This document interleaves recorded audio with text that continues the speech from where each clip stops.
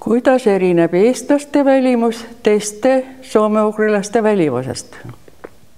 Äsja valminud põhjalike uurimustulemuste põhjal saab kindlalt öelda, milline on eestlase, keskmise eestlase välimus teistega võrreldes. Eestlased on nõrgalt pigmenteerunud ja kõige heledamate juustega ja silmadega rahvas.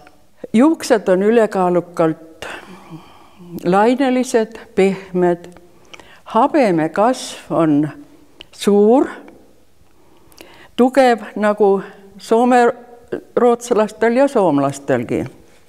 Eestlased on üks pikemaid rahvaid maailmas, nagu soomlasedki. Pikemad on vaid soome-rootslased. Eestlane on kõige suurema peaga rahvas. Nende peapikkuse laiuse summa ületab isegi soome-rootslaste oma.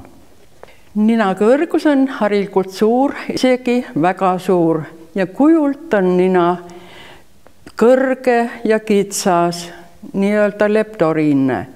Veelgi kõrgem kitsama ninaga on vaid ungarlased ja soome-rootslased.